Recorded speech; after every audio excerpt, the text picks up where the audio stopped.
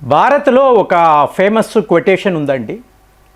ముఖ్యంగా యుద్ధ నిపుణులు వీళ్ళని అడిగారు అనుకోండి, పుతిన్ నెవర్ డిసప్పాయింట్స్ అని అంటారు. అంటే మనము ఒక రిక్వెస్ట్ పెట్టడము, దానిని పుతిన్ కాదు అని అనడం, ఇది జరగనే జరగదు అని ఫేమస్గా చెప్పుకుంటారు. ఇలా ఎందుకంటున్నానంటే మీరు చూడండి, ఈ ప్రపంచంలో అత్యంత శక్తివంతమైన వేగవంతమైన మిజైల్ అన్నప్పుడు బ్రహ్మోస్ గురించి మనం మాట్లాడతాం. మరి బ్రహ్మోస్ని మించిన ఒక వేగవంతమైన క్షిపణి ఉంది అంటే అది R-37. ఇది రష్యా వాళ్ళ వద్ద ఉంది. దీన్ని వీళ్ళు వాడారు కూడా, యుక్రెయిన్పై వాడారు, నాటో దేశాలపైన కూడా కొన్ని సందర్భాల్లో వాడారు. సో వరల్డ్స్ ఫాస్టెస్ట్ మిజైల్ ఇది, హైపర్సానిక్ మిజైల్. ఇది గమనించిన చైనా వాడు, రష్యా వాళ్ళు R-37ని ప్రొడ్యూస్ చేసేశారు. This is the fastest missile in the world. దీని యొక్క టెక్నాలజీ మాకు కావాలి. సో మీరు ఎంతైనా అడగండి, మేము ఇవ్వడానికి రెడీగా ఉన్నాము.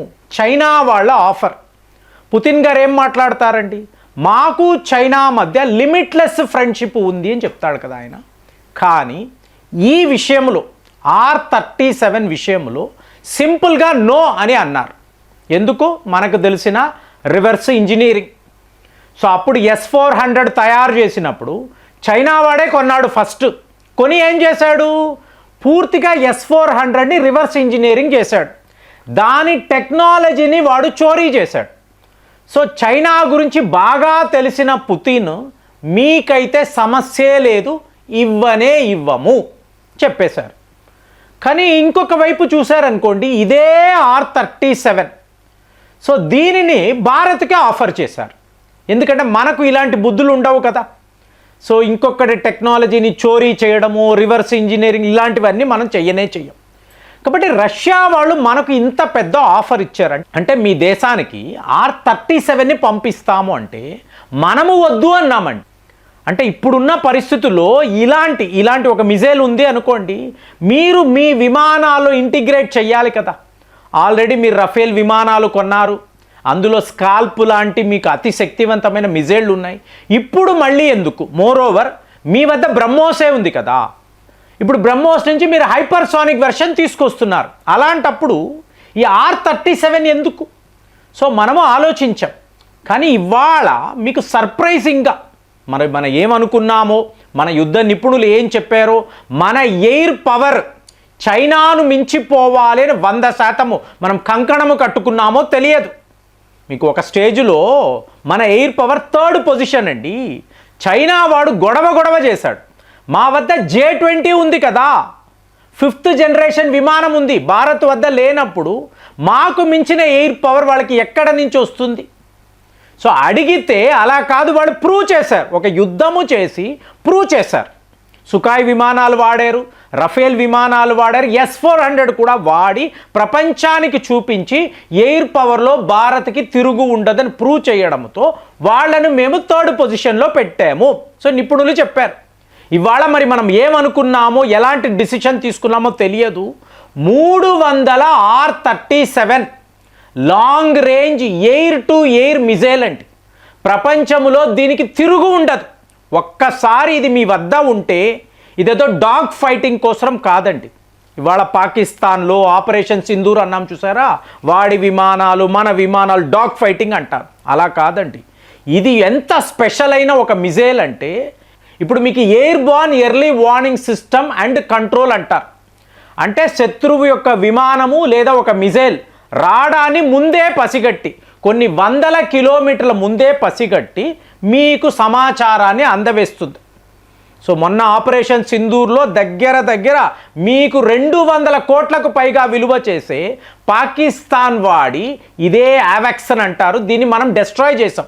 315 కిలోమీటర్ల దూరంలో ఉండే ఆబ్జెక్ట్ ఇది, ఈ విమానం.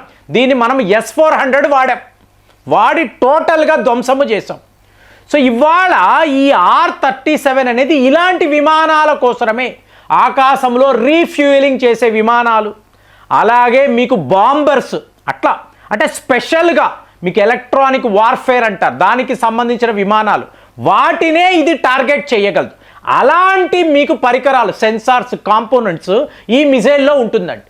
కాబట్టి long range air to air missile, fastest in the world. దీనిని మనము 1.8 బిలియన్ అమెరికన్ డాలర్స్ పెట్టి 300 మిజైల్స్ మనం కొన్నాము 12 నెలల్లో. అంటే 1 ఇయర్లోగా మీకు ఈ మిజైల్స్ భారత్లోకి రాబోతున్నాయి. మరి వీటిని మనం ఎలా వాడతాం? ఇప్పుడు మీరు సుఖాయ్ విమానాలు అన్నారనుకోండి, ఆల్రెడీ వాటిల్లో మీకు బ్రహ్మోస్లు మనం ఫిట్ చేసి ఉంచాం కదా. రఫేల్ విమానాలు ఉన్నాయి. అలా కాదండి, మనము కొత్త రకమైన సుఖాయ్ విమానాలను ఇక్కడే అప్గ్రేడ్ చేస్తున్నాం. ఎక్కడ? మనము నాసిక్ ఫెసిలిటీలో ఆ పర్మిషన్ మనకు ఉంది. ఈ విమానాలలో కావలసిన మోడిఫికేషన్స్ అంతా కూడా మనం ఇక్కడే భారత్లోనే చేసుకోగలం. సో కొన్ని స్పెషల్ సుఖాయ్ విమానాలు MKI అంటారు, వాటిలో R-37M అనబడే ఈ అత్యంత శక్తివంతమైన మిజైల్స్ను ఫిట్ చేయాలి అని మనము చాలా పెద్ద నిర్ణయం తీసుకున్నాం. సో వీటి కోసమే 300 R-37 మిజైళ్ళు మనం కొనడం అయ్యింది. ఇప్పుడు చైనా వాడికి ఎలా ఉందంటే, మేము వచ్చి అడిగితే నువ్వు నో అన్నావు, మళ్ళీ ఇదే మిజైళ్ళు భారత్కి ఆఫర్ చేసావు, వాళ్ళు నో అన్నారు. ఇవాళ వాళ్ళు అడిగారు కదా అని ఇమీడియట్గా నువ్వు ఇలాంటి ఇంత పెద్ద మెగా డీల్లో సంతకాలు పెట్టి 1 ఇయర్ లోపల వాళ్ళకి 300 ఇలాగ R-37 మిజైల్స్ ఇస్తున్నావు అంటే అసలు నువ్వు నాకు బెస్ట్ ఫ్రెండా లేదా భారతికా అంటే క్లియర్గా తెలుస్తుంది కదండి. ఇప్పుడు మనము S-400 తీసుకున్న తరువాత ఇంకొక 4 బ్యాటరీస్ రష్యా వద్ద కొనాలి అని అడిగిన వెంటనే వాళ్ళు ఓకే అన్నారు.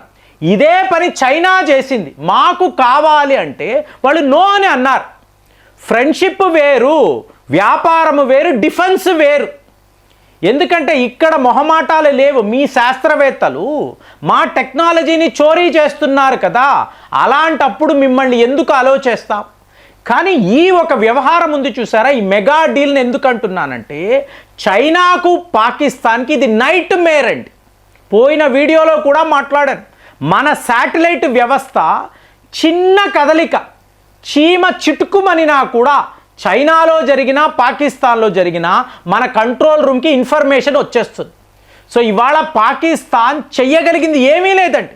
ఇంకా చెప్పాలంటే వాడి విమానాలను అంతా కూడా వాడు వెనక్కి తీసుకెళ్తున్నాడు. రేపు ఆపరేషన్ సింధూర్ 2 అన్నాము అనుకోండి, ఇమీడియట్ అటాక్స్ చెయ్యకుండా వాటిని తన హ్యాంగర్స్లో దాచుకోవడానికి వెనక్కి తీసుకెళ్ళి, అంటే ఆఫ్ఘనిస్తాన్ వైపు తీసుకువెళ్ళి అక్కడ వాడు డిప్లాయ్ అంటే కాపాడుకోవడానికి. అలాంటిది మనము R-37 లాంటి మిజైళ్లను మన యుద్ధ విమానాలలో ఫిట్ చేసామో అనుకోండి, ఒకవైపు బ్రహ్మోస్ అంటున్నాము, ఇందులో హైపర్సానిక్ అంటున్నాము, ఇవాళ ఏకంగా హైపర్సానిక్ R-37 మ్యాక్ 6+ అండి. స్పీడ్లో ఉన్నప్పుడు 10 మ్యాక్ స్పీడ్ దాకా ఇది వెళ్ళగలదు.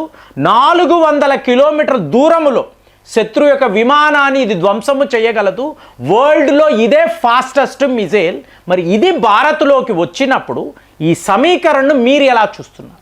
చైనా, పాకిస్తాన్ లాంటి దేశాలు మన ఎయిర్ పవర్ ముందు ఇండెక్స్లో 3లో ఉన్నాము, ఇవాళ దాన్ని ప్రూవ్ చేసేసాం. అంటే రష్యాతో కలిసి రేపు మనం జాయింట్ వెంచర్ కూడా చెయ్యడానికి ఇదంతా కూడా మీకు పూర్తి స్థాయిలో ఒక ప్రిపరేషన్ అండి. S-400 అనండి, అలాగే R-37 అనండి, బ్రహ్మోస్ అయితే ఆల్రెడీ ఉంది. సో ఇన్ని రకాలుగా మనము రష్యాతో కలిసి పెద్ద పెద్ద జాయింట్ వెంచర్స్ చేస్తున్నప్పుడు మన ఎయిర్ పవర్ను మీరు ఎలా చూస్తున్నారు? మీకేమనిపిస్తుంది? కామెంట్స్లో రాయండి. మళ్ళీ వచ్చే వీడియోలో కలుద్దాం. జై హింద్.